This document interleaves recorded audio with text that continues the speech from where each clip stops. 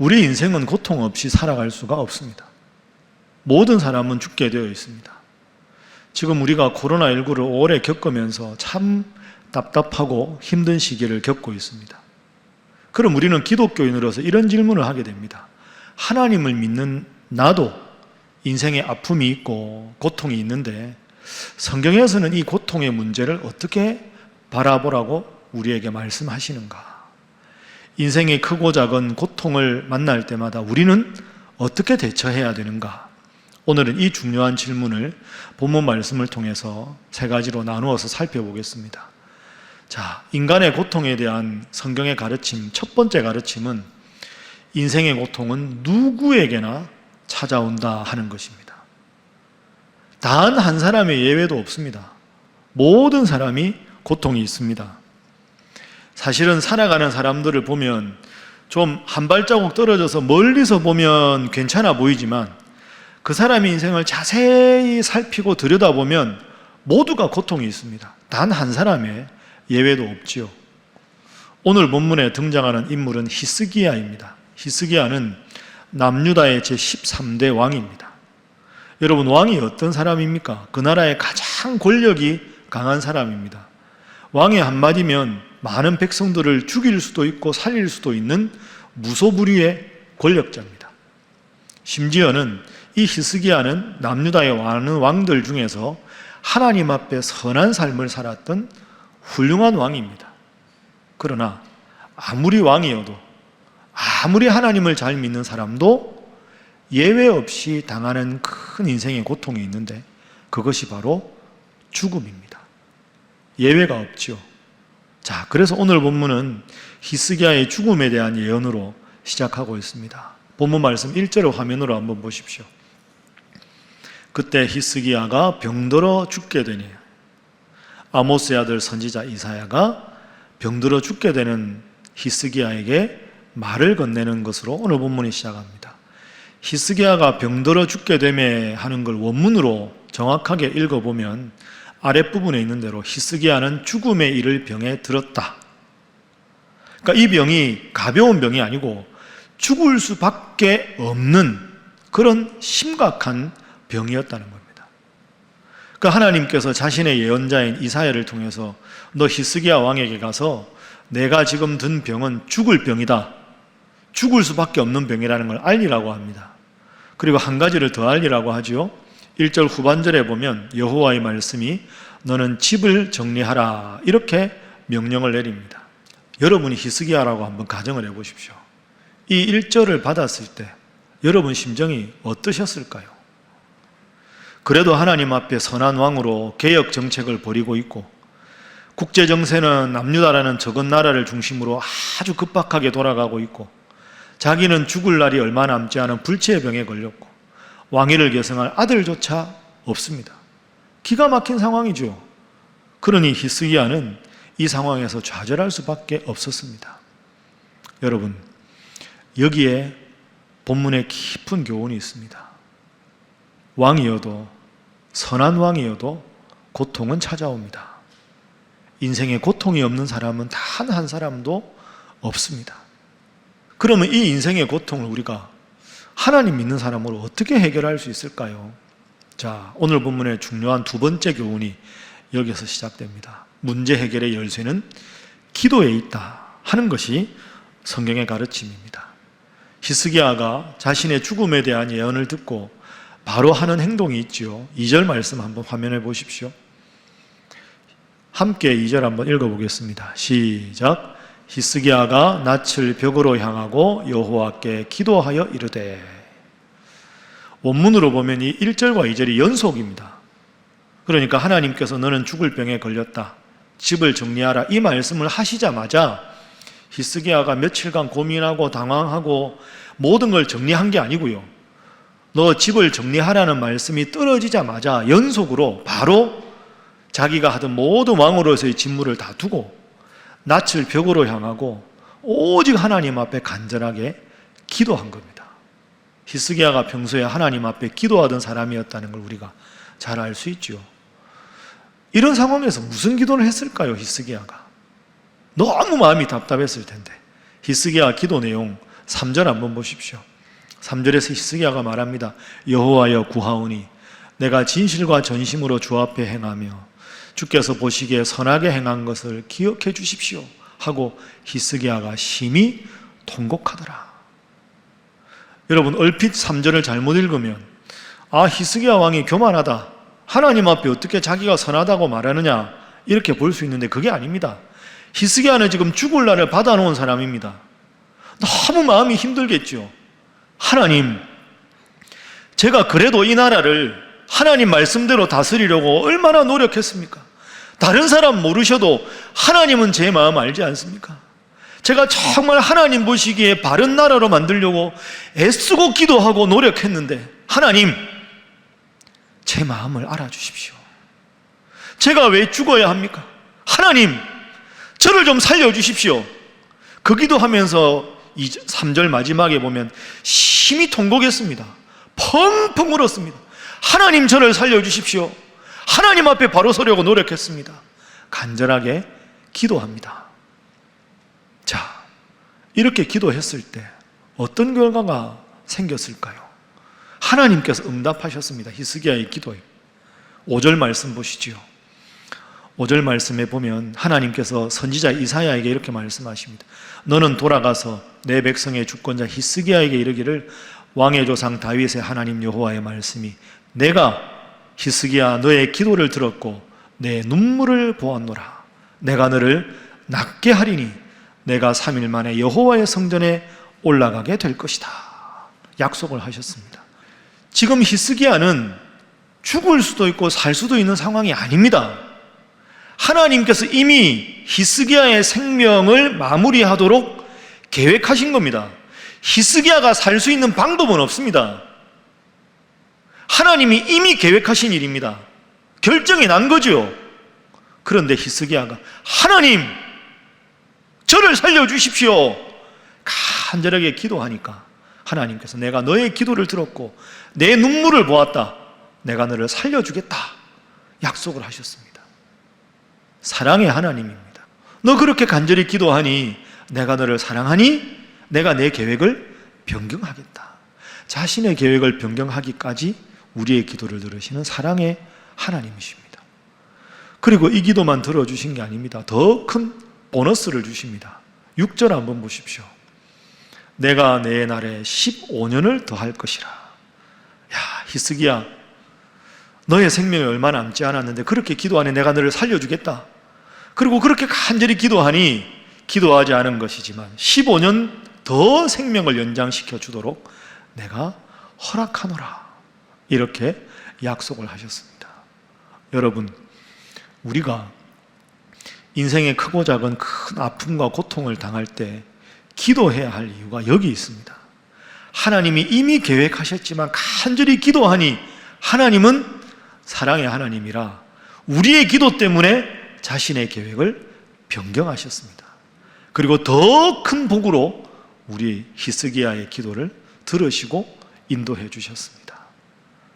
문제는 기도하지 않는 우리입니다. 기도하면 하나님 들으신다고 오늘 본문에 분명히 보여주셨습니다. 물론 기도해도 하나님이 안 들어주실 경우가 가끔 있습니다. 어떤 경우일까요? 여러분, 어린 아이가 아직 장난감 큰 거 가지고 놀 줄 상황이 안 되는데 엄마한테 총 사달라, 칼 사달라 그러면 사랑하는 엄마는 아이에게 그걸 사줄 수 없습니다. 위험할 수 있기 때문에. 그러면 아이는 실망해서 울겠죠. 그러나 그 엄마의 외면이 도리어 은혜입니다. 때로 하나님이 우리의 기도를 들어주시지 않는 경우는 다음에 더 좋은 때, 더 아름다운 것으로 풍성하게 채워주시기 위할 때입니다. 외면의 은총을 우리가 기억해야 합니다.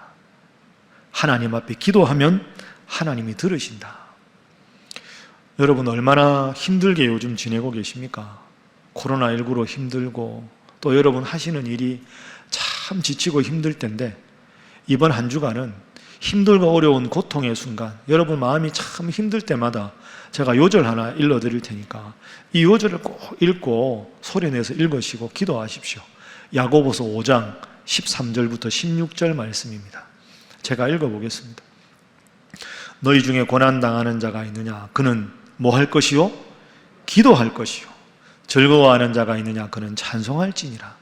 너희 중에 병든 자가 있느냐? 그는 교회 장로들을 청할 것이요. 그들은 주의 이름으로 기름을 바르며 그를 위하여 기도할지니라. 믿음의 기도는 병든 자를 구원하리니 주께서 그를 일으키시리라. 혹시 죄를 범하였을지라도 사심을 얻으리라. 그러므로 너희 죄를 서로 고백하며 병이 낫기 위하여 서로 기도하라. 의인의 간구는 역사하는 힘이 크미니라. 아멘. 여러분, 인생의 고통은 없을 수가 없습니다. 그러나 그 고통의 눈물을 기쁨의 눈물로 바꾸어 주시는 하나님의 역사는 우리의 기도를 통해 가능한 줄로 믿습니다. 열심히 기도하셔서 하나님의 크신 능력과 은혜를 체험하시는 우리 사랑하는 신일의 모든 성도들이 되시기를 주님 이름으로 축복합니다. 자, 그러면 이 기도를 했을 때 어떤 구체적인 방법으로 하나님께서 역사하셨는가? 마지막 세 번째로 기도의 중요한 원리입니다. 저를 한번 따라해 보시죠. 기도는 평범한 것을 특별하게 만든다. 저게 무슨 의미인가 한번 보겠습니다. 자, 하나님께서 히스기야의 기도를 들으시고 죽을 병에서 낫게 해주시고 15년 생명을 연장시켜 주실 때 쓰신 방법입니다. 오늘 본문의 7절 한번 보십시오. 7절, 자, 함께 읽습니다. 시작. 이사야가 이르되 무화과 반죽을 가져오라 하매 무리가 가져다가 그 상처에 놓으니 나으니라. 아멘. 무화과는 이스라엘의 가장 흔한 과일입니다. 그냥 길거리에 보면 무화과 나무가 참 많죠. 성경에도 보면 무화과 나무 이야기가 많습니다. 그러니까 이스라엘 사람들은 상처가 나거나 아니면 종기가 생겼을 때 제일 흔하게 그냥 치료하는 민간요법, 누구나 쓸 수 있는 방법이 그 무화과 나무 열매하고 따가지고 그걸 지디겨서 반죽을 해서 종기나 상처에 바르면 그게 낫는다는 거죠.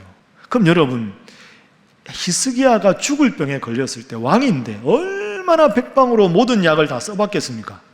특효약이라는 특효약, 용하다는 의사 다 불렀을 겁니다. 모든 특별한 걸 다 썼는데 숲으로 돌아갔습니다. 그런데 하나님께서 이사야 선지자를 통해서 주신 방법은 가장 흔하고 가장 평범하고 가장 일상적인 무화과 반죽을 그 상처난 부위에 바르라. 그러니까 나아서 3일 만에 성전에 올라가게 되었습니다. 무화과 반죽에 효능이 있는 게 아닙니다. 가장 평범하고 별 볼 일 없는 것 같지만 기도했을 때 이 평범한 것이 하나님의 은혜로 특별한 것으로 변화가 된 것입니다. 기도는 우리의 일상을 특별한 것으로 바꾸는 거죠. 여러분, 신앙이 참 좋은 사람이다 할 때 신앙이 좋다는 게 무슨 뜻일까요? 평범하게 일어나는 우리의 소소한 일상 속에서도 하나님의 안목으로 이 일상을 신앙적으로 해석하는 사람, 그 사람이 신앙이 좋은 사람입니다. 어떻게 하면 그런 사람이 될 수 있을까요? 기도가 가능하게 합니다. 나의 지금 이 상황을 내 안목이 아니라 하나님의 안목으로 바라보게 하는 게 기도죠. 그러니까 기도하는 자가 신앙생활을 잘 하는 사람, 이렇게 우리가 말할 수 있습니다. 정리해 볼까요? 기도하면 일상이 특별해집니다. 그래서 기도는 일상을 하나님의 특별한 도구로 보게 합니다. 열심히 기도하셔서 힘들고 지친 이 상황 속에서도 하나님의 특별하신 뜻을 깨닫는 우리 살아가는 신일의 모든 성도 되시기를 주님 이름으로 축복합니다. 제가 TV를 보다가 아주 요즘에 즐겨보는 TV 프로그램이 하나 있습니다. 여러분 아실지 모르겠는데요, 유재석 씨라고 개그맨 있죠. 유재석, 조세호가 나오는 프로그램이 있습니다. 잘 모르시나 본데요. TV도 안 보시고 성경만 보시나 봅니다. 이제 우리 주위에 있는 그런 분들을 모셔다가 편안하게 그냥 일상의 대화를 나누는 그런 시간이었습니다. 한 달 정도 전에 아주 뛰어난 분이 한 분 나왔어요. 여러분 들어보셨을 텐데 지금 세계에서 가장 유명한 최고의 기업 중에 하나가 구글입니다. 구글. IT 컴퓨터 쪽으로는 탑 아닙니까? 이 구글의 수석 디자이너 역할을 하는 사람이 우리나라 한국 여성입니다. 남편 따라 미국 가서 그때 가서부터 이제 영어 공부하고 해서 그 세계 최고의 굴지의 회사에 그 천재적인 사원들 위에 그 천재적인 사원들을 지도하고 감독하고 관리하는 수석 디자이너 김은주라는 분이 나왔습니다. 그러니까 이분이 나오니까 소개하는 게 너무 화려하잖아요. 세계 최고의 구글의 수석 디자이너. 그러니까 이제 막 이 두 MC가 물었죠. 야, 대단하십니다. 어떻게 그런 회사에 들어가셨습니까? 막 물었는데 이분은 저는 그렇게 대단한 사람 아닙니다. 다른 사람들 다 나보고 진짜 대단하다고 하는데 얼마나 천재적인 사람이면 그런 사람들과 함께 근무하냐 하는데 아니에요. 저 엄청 스트레스 많아요. 처음에 영어 못해서 스트레스 받고 직원들한테 혹시라도 잘못 지시하면 나를 무시할까 봐 스트레스 받고 진급하지 못할까 봐 스트레스 받고 부하 직원이 나랑 눈이라도 마주치면 내가 일 못해서 저렇게 째려보나 하고 스트레스 받고 얼마나 스트레스가 많은지 모릅니다. 이렇게 이야기를 하는 거죠. 그러면서 그분이 솔직담백하게 자기가 살아온 이야기를 하면서 우물 속 개구리 비유하고 자기의 인생을 엮어서 풀어서 아주 조리 있게 말씀을 잘 하셨습니다. 제가 참 보면서 공감도 많이 되고 힐링도 많이 됐습니다. 그래서 제가 그분의 책을 샀는데요. 그분의 책의 첫 번째 챕터에 내용을 제가 요약해서 간단하게 정리해서 여러분들에게 소개를 좀 하겠습니다. 사실 한국이라는 작은 우물을 떠나 큰 바다라고 할 수 있는 미국에서 산다고 해서 대단한 것이 아닙니다. 미국에 가면 외로워서 미국이라는 큰 바다에서 작은 섬에서만 더 갇혀서 살게 됩니다. 한인교회, 한인마트, 늘 다니던 곳만 다니게 됩니다. 그래서 사실 중요한 것은 한국이라는 작은 우물을 떠나서 미국이라는 큰 바다로 갔지만 사실은 큰 바다에서 그저 바다로 둘러싸인 작은 섬에서 살게 된다는 것입니다. 우물안 개구리가 되기 싫어서 한국을 떠났는데 바다라는 미국에 둘러싸인 더 작은 섬에서 살게 되었습니다. 처음에는 행복하지 않았습니다. 나 자신에게 화가 났습니다. 시간이 많이 흘렀지만 바뀐 것은 아무것도 없는 것 같았습니다. 그런데 문득 그동안 내가 가장 중요한 사실을 잊고 있었다는 사실을 깨달았습니다. 그것은 바로 내가 개구리라는 사실이었습니다. 저는 지난 몇 년 동안 나는 내가 어디에 있는지에만, 우물 안인지 바다인지 섬인지에만 신경을 썼습니다. 그리고 바다 개구리 같은 새로운 무엇이 되려고 애를 썼습니다. 그러나 바다 개구리는 세상에 없습니다. 나는 개구리로 태어났고 그래서 개구리로 산다는 게 잘못된 것은 아닙니다. 그때부터 모든 것이 달라졌습니다. 더 이상 스스로를 괴롭히지 않았고 내가 얼마나 영리하고 용감하고 아름다운 개구리인지 알게 되었습니다. 원할 때마다 바다에서 헤엄칠 수 있고 헤엄칠 기분이 아니면 배를 탈 수도 있었습니다. 도움이 필요하면 바다 친구들에게 말을 걸 수도 있었습니다. 그들이 하는 말을 전부 이해하지 못하도 괜찮았습니다. 바다에서 산다는 것은 여전히 큰 모험입니다. 바다에서 나 같은 작은 개구리를 무시하는 친구들도 있습니다. 하지만 이제는 별로 신경 쓰지 않습니다. 그들도 그들만의 우물에서 왔다는 것을 알게 되었습니다. 내가 사는 섬은 점점 더 단단해지고 넓어지고 높아지고 있습니다. 내가 어디에서 왔는지 어디에 속해 있는지를 아는 것은 중요합니다. 하지만 가장 중요한 것은 내가 누구인지, 어떻게 태어났는지, 그리고 어떻게 살지를 알고 그것을 받아들이는 일입니다. 나는 이제 행복한 개구리입니다. 이게 이제 첫 번째 장의 마무리입니다. 여러분은 어떤 느낌을 가지셨습니까? 저는 참 많이 공감을 했습니다. 우리는 흔히 살아가면서 나의 환경과 다른 사람의 환경을 참 많이 비교합니다. 나는 작은 나라 한국에 사는데 저 사람은 큰 나라 미국에 살고 저 사람은 미국 시민권자이고 나는 작은 집에 새들어 사는데 저 사람은 큰 집에 살고 여러 채가 있고 나는 지위가 낮은데 저 사람은 참 지위가 높고 나는 참 배운 게 없는데 저 사람은 참 많이 배운 사람이고 자꾸 내가 처한 환경과 다른 사람의 환경을 비교하면서 나 자신을 자꾸 미워하고 초라하게 여기기도 합니다. 여러분, 그러나 그것은 아닙니다. 잘못된 것이지요. 우리가 처해 있는 환경이 우물인지 바다인지 섬인지 그게 중요한 게 아닙니다. 중요한 건 환경에 살고 있는 나 자신입니다. 내가 나를 미워하지 않고 나를 사랑하고 내가 작은 일상에서 행복을 느낄 수 있다면 그게 바로 멋진 인생, 행복한 인생이 되는 겁니다. 그렇게 나 중심으로 생각하고 내가 처한 환경을 바라보면 평범하고 소소하고 아무 가치 없는 것 같은 그 일상이 얼마나 내 인생에 소중한지 모릅니다. 중요한 것은 환경이 아니라 나이기 때문입니다. 여러분, 본문으로 다시 돌아가 보겠습니다. 하나님은 왜 무화과 반죽으로 히스기야를 치료하셨을까요? 왕이니까 더 진귀하고 더 특별하고 더 대단한 것으로 분명히 치료할 수 있었을 텐데, 그랬다면 다른 사람들은 왕이니까 가능했다, 나와는 관계없는 일이다 생각했겠지요. 여기에 무화과 반죽의 의미가 있습니다. 가장 거들떠보지 않는 평범한 것, 일상의 것이라도 하나님께서 사랑하시면, 하나님께서 들어쓰시면 그것이 위대한 기적의 도구가 된다는 거죠. 여러분에게 묻습니다. 속으로 대답하십시오. 여러분 지금 행복하십니까? 아이고, 어떻게 대답해야 되나, 분위기는 아멘 해야 될 분위기인데 행복한 것 같진 않은데 생각하시죠. 여러분 깊이 생각하십시오. 여러분 행복하십니까? 라고 누가 물어도, 언제 물어도 예, 저는 행복합니다, 이렇게 대답할 수 있어야 합니다.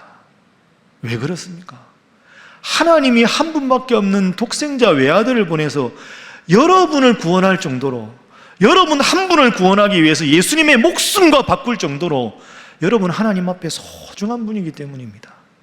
그리고 모든 사람은 고통을 겪으며 살아갈 수밖에 없는데, 고통 속에 기도하면 히스기야 하나님이 나의 하나님이 되어주셔서 나에게, 너에게도 기적을 주겠다, 오늘 본문에 하나님이 약속하셨기 때문입니다.